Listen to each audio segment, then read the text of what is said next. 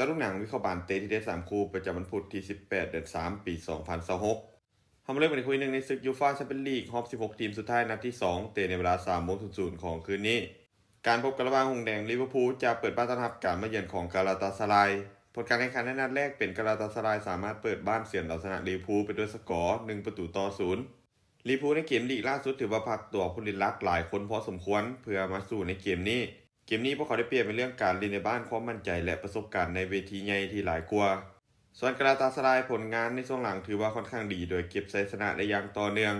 จากผลการแข่งขันในนัดแรกเฮ็ดให้พวกเขาได้เปรียบเกมนี้พวกเขาอาจจะมาลิ้นด้วยความหัดกุมและรอจังหวะการลิ้นโต้กลับเป็นระยะเมื่อจากภาพรวมในคุณภาพนักเตะผู้เล่นการเล่นในบ้านลิเวอร์พูลพวกเขายังคงเหนือกว่าการคาดการณ์สกอร์ที่น่าจะเกิดขึ้นลิเวอร์พูลจะเปิดบ้านเอาชนะกาลาตาสารายไปด้วยสกอร์3-1มาตอนคู่ที่2เตะในเวลา00:15ของคืนนี้การพบกันระหว่างบาร์เซโลนาจะเปิดบ้านต้อนรับการมาเยือนของนิวคาสเซิลยูไนเต็ดผลการแข่งขันนัดแรกถือว่าจบลงด้วยผลเสมอที่บ้านนิวคาสเซิลไปด้วยสกอร์1-1บาร์เซโลนาในเกมล่าสุดที่พบกันพวกเขาไปเยือนนิวคาสเซิลฟอร์มถือว่าบ่ค่อยน่าพอใจแต่การกลับออกมาด้วยผลเสมอจากบ้านนิวคาสเซิลถือว่าบ่ส่งผลเสียหายหลายเกมนี้พวกเขากลับมาเล่นในบ้านพวกเขาเป็นทีมที่มีเกมบุกที่ค่อนข้างดุดันมักจะลินเพสซิ่งสูงกดดันคู่แข่งต่อเนื่องและสร้างสรรค์โอกาสได้ดีส่วนนิวคาสเซิลยูไนเต็ดทีมเยือนพวกเขามีฟอร์มการลินในช่วงหลังที่อาจจะยังบ่ค่อยนิ่งเท่าใดการมาเยือนบาร์ซ่าในเกมนี้อาจจะบ่เป็นเกมที่ง่ายของพวกเขาแต่ในเกมล่าสุดในลีกพวกเขาก็พานักเตะตัวหลักหลายคนเพื่อมาลินในเกมนี้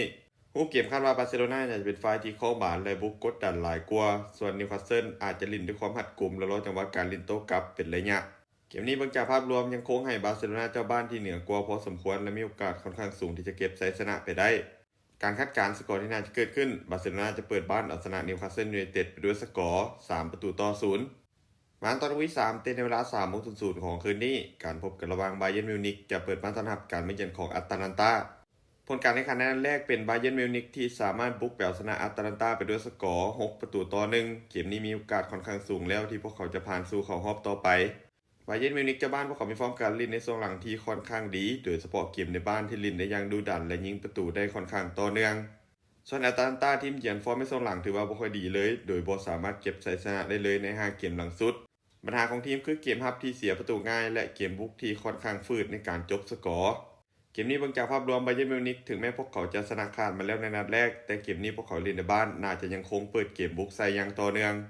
การคาดการณ์สกอร์ที่น่าจะเกิดขึ้นบาเยิร์นมิวนิกจะเปิดบ้านเอาชนะแอตแลนตาไปด้วยสกอร์3-1สุดท้ายนี้ถ้าทุกคนสนใจในทางดีๆแบบนี้อย่าลืมกดไลค์กดแชร์ออกไปเพื่อเป็นแนวทางเพิ่มเติมและใครสนใจอยากลงทุนสามารถกดลิงก์ทางหน้าช่องได้เลยเด้อ